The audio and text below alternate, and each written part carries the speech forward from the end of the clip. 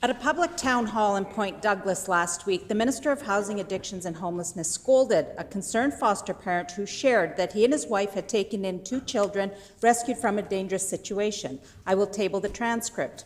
A full interaction for the House. He spoke with pride about helping his 2 vulnerable children in a neighborhood overwhelmed by addiction, giving them safety, love, and a better life. But the minister responded by saying, "The other thing I want to address is language matters. You did not rescue 2 kids from a drug den from parents." Quote, "You did not rescue 2 kids from a drug den. You are not rescuing them, so you need to change that language." Why did the minister publicly shame a foster parent for loving and protecting children in his care? I want to take just a short moment to actually say miigwech to our colleague, the Minister for Housing, Addictions and Homelessness, and for all of the work that she's doing in her department. And again, I'll remind Manitobans that the work that she's doing is actually fixing up the mess that members opposite left after 7.5 disastrous years in a failed government. She's on the front lines, meeting with folks, listening to Manitobans, hearing the concerns that Manitobans are raising, and actually working together collectively to address the issues that squarely fall on the shoulders of members opposite when they continued to have their heads in the sand. Time has expired. So let's be clear with our language. The Oxford Dictionary defines rescue as, and I quote, "to save someone from a dangerous or distressing situation." Taking in a child in need out of a dangerous situation and giving them love and support sounds exactly like rescuing them. Is there anyone in this chamber who actually disagrees that this is exactly what many foster parents do: rescue children from potential danger, give them safety, stability, and a chance to thrive? Or are we at a point where even that truth is up for debate? Children in child welfare are not dogs or cats needing rescuing. The language that the member just put on the official record is so incredibly offensive and disrespectful to Manitoba children. Children don't need to be rescued. Children need to be cared for. They need to be shown compassion. They need to be shown love. I'm so grateful to Manitobans who step up in a good, kind way to work with families and to ensure that they're caring for children. And I know that the member for Red River is moaning and doesn't care about children in care. The member's time has expired. Last May, during the review of the Advocate for Children and Youth Act, the Minister of Families heard from dozens of foster parents in written and verbal submissions.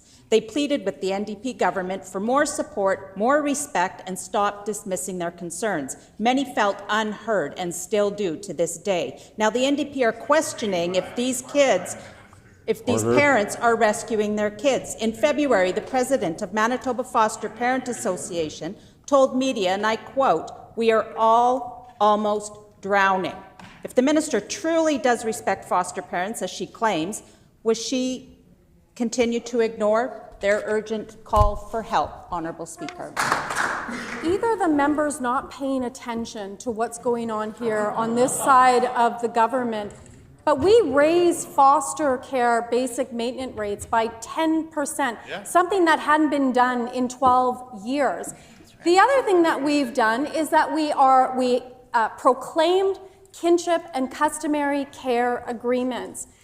Kinship and customary care agreements in the province are transformative in the lives of Manitoba families and children, something that members opposite never did in 7.5 years. You didn't raise rates, you didn't proclaim kinship and customary care, you've done nothing on jurisdiction. So the audacity of the member opposite and anyone on that side to get up and act time like has expired.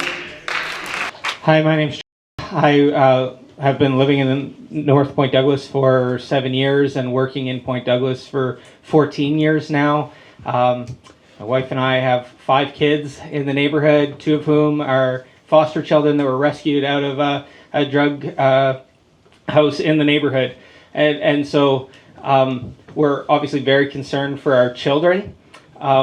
We've spent a lot of time loving people in the neighborhood. I've also brought back people using Narcan at work, and it seems to me that it's a consequentialist ethic that says only the consequence matters. The ends justifies the means. That sort of logic has been used to justify a lot of human atrocity in the past.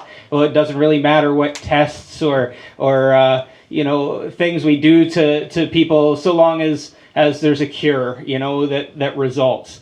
And I think that's the same logic lurking behind the justification for safe injection sites. This idea that, well, we can be complicit in the evil of helping someone or even showing someone how to inject opioids into their body intravenously, and then just so long as it keeps them from dying. Only that isn't actually the end. The people just leave the addiction center, the clientele, more addicted to that drug than when they walked in. The can is kicked down the road, and those drugs will eventually destroy a person, body and soul. It will destroy their life. We've seen it so many times. And we've also seen how helpful it is and how treatment recovery programs do work.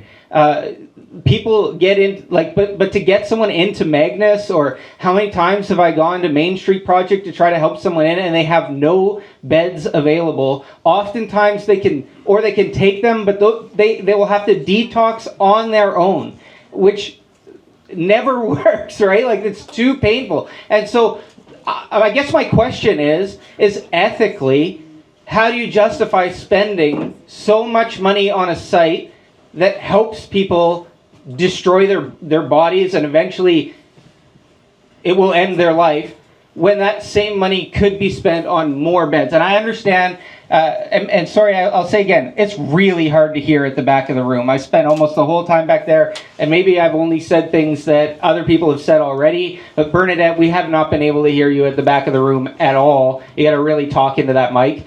And that money could be spent on more beds so that people actually have some hope of benefit of getting off the drug and living a flourishing life. So we absolutely need a balanced approach. I agree with you. We need a balanced approach. We do need beds, absolutely. We need to meet people where they're at. We need to keep people alive long enough to get them to that treatment. And as Melissa had said, we have to meet people where they're at. We can't. There are people can't force people to go to wanting a bed right now. Yes, people who are ready. That money could be spent to save people ready right now. We are putting more beds into the system than the past government did, and we are investing more money than I know. Spend all the money you have on beds. Spend all the money you have on beds. We are continuing to put more money into the system, but this is about connecting people with care. And the other thing I want to address is language matters. You did not rescue 2 kids from a drug den from parents. Sorry. You are a foster parent. You are providing them love and care. You are being a parent to them. You are not rescuing them. So you need to change that language. Language matters. The other thing is, this is about connecting people with care. And that's all I'm going to say. Meeting people where they're at. A balanced approach, I agree. We have to make sure that we're meeting people where they're at, and recovery is part of that, enforcement is part of that, education is part of that, but also a harm reduction approach is part of that.